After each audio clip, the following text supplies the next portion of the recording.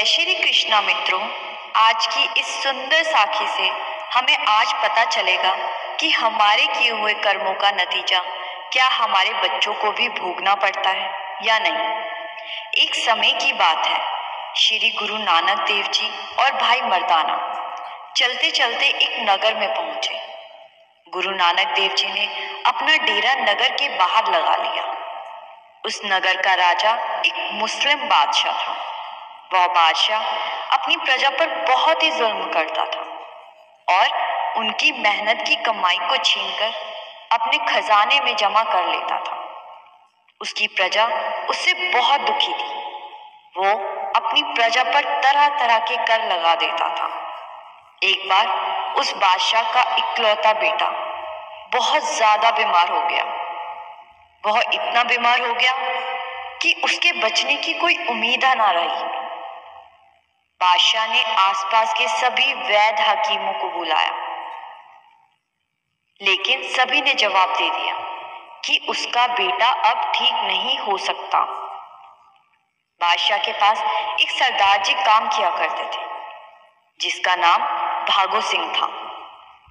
बादशाह ने उसको अपने पास बुलाया और कहा, मेरे बेटे को न जाने किस तरह की बीमारी हो गई है।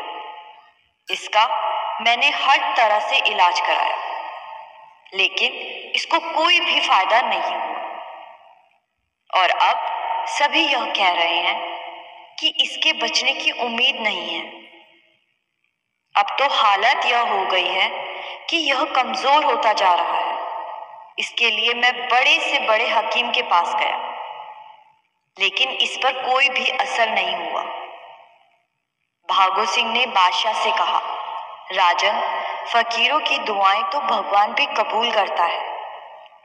मेरा मतलब यह है कि अगर कोई पूर्ण संत महात्मा इसके लिए दुआ करे तो आपका लड़का जरूर ठीक हो जाएगा। लेकिन जो दुआ करे वह पूर्ण संत होना चाहिए, क्योंकि यह जो पूर्ण संत होते हैं वह परमात्मा के बहुत प्यारे होते हैं। बादशाह ने भागो से पूछा, पूर्ण संत कौन है? इसका पता मुझे कैसे चलेगा? भागो ने कहा, इसमें कौन सी बड़ी बात है। नगर में जितने भी साधु महात्मा हैं उन सभी को पकड़ के ले आओ और उनको कहो कि मेरे लड़के को ठीक करो। उनमें से जो भी पूर्ण संत होगा वह अपने आप ही तुम्हारे बेटे को ठीक कर देगा। बादशाह ने अपने आदमियों को भेजा और सभी साधु संतों को पकड़कर अपने महल में बुलवा लिया। उन साधु संतों के बीच में श्री गुरु नानक देव जी भी थे। जब यह बात भाई मर्दाना को पता चली तो वह दौड़ा चला आया और गुरु नानक देव जी को बंदी साधु संतों के बीच में बैठा हुआ देखकर वह रोने लगा और कहने लगा कि यह संसार मूर्खों का है, जो पूर्ण संत महात्मा को पहचान नहीं पाते और उनको बेवजह परेशान करते हैं। गुरु नानक देव जी ने भाई मर्दाना से कहा, तुम इतना क्यों दुखी हो रहे हो? यह सब जो कुछ भी हो रहा है ये सब निरंकार की मर्जी से ही हो रहा है। तुम चिंता मत करो। तभी वहां पर बादशाह आ गया। बादशाह ने सभी साधु संतों को हुक्म दिया कि तुम सभी लोग मेरे बेटे को ठीक करने के लिए अरदास करो। सभी साधु संत बादशाह की बात सुनकर चुप बैठे रहे, लेकिन गुरु नानक देव जी ने कहा, तुम साधु संतों के ऊपर जुल्म करके अपने बेटे के लिए अरदास करने के लिए बोल रहे हो। यह लोग दुखी दिल से तुम्हारे बेटे के लिए क्या अरदास करेंगे? गुरु नानक देव जी की बात सुनकर बादशाह को समझ में आया कि उससे कितनी बड़ी भूल हो गई है। बादशाह सभी संतों के सामने जमीन पर घुटनों के बल बैठ गया और कहने लगा कि मैंने आप लोगों के ऊपर जुल्म करके बहुत बड़ी गलती की है। कृपया मेरी इस भूल को क्षमा करें और मेरे बेटे की सलामती के लिए खुदा से अरदास करें कि वह जल्दी से ठीक हो जाए। गुरु नानक देव जी ने बादशाह की बात सुनकर कहा, बादशाह, जो कुछ भी हो रहा है उसको होने दो, क्योंकि निरंकार की मर्जी के बिना इस संसार में पत्ता भी नहीं हिलता, और यह जो कुछ भी हो रहा है वह सिर्फ तुम्हारे कर्मों की वजह से हो रहा है। बादशाह ने गुरु नानक देव जी की बात सुनकर हाथ जोड़कर उनसे माफी मांगी और कहा, मेरा एक ही पुत्र है, आप कृपया करके इसको ठीक कर दो। संगत जी, जो पूर्ण संत होते हैं वो भगवान का लिखा भी बदल सकते हैं, लेकिन वह हमेशा परमात्मा के भाने में रहते हैं। लेकिन जब श्री गुरु नानक देव जी ने बाकी साधु महात्माओं की तरफ देखा तो उन्होंने सोचा, बादशाह इन सभी साधु महात्माओं को तभी छोड़ेगा जब इसका पुत्र ठीक हो जाएगा। मुझे इनको छुड़वाने के लिए कुछ ना कुछ जरूर करना होगा। गुरु नानक देव जी ने आंखें बंद की और थोड़ी देर बाद खोली और बादशाह से कहा, तेरे पुत्र की सलामती संतों के झूठे भोजन में है। बादशाह ने कहा, आप जैसे मर्जी करो, लेकिन मेरे बेटे को बिल्कुल ठीक कर दो।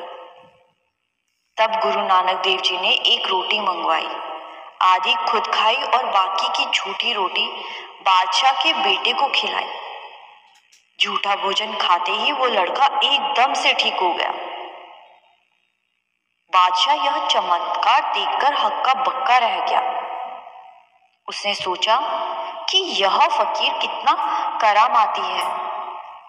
भागो सिंह ने जब यह चमत्कार देखा तो वह डर के मारे कांपने लगा। सारे साधु महात्मा भी यह चमत्कार देखकर हैरान रह गए। बादशाह यह सब देखकर गुरु नानक देव जी के चरणों में गिर गया और अपनी गलती की माफी मांगने लगा और कहने लगा, मुझसे बहुत बड़ी गलती हो गई है जो मैंने आपका अपमान किया। गुरु नानक देव जी ने बादशाह से कहा, तुमने मेरा नहीं बल्कि इन साधु संतों का अपमान किया है, अपनी प्रजा का अपमान किया है। तुमने अपनी शक्ति के दम पर प्रजा की हक की कमाई खाई है।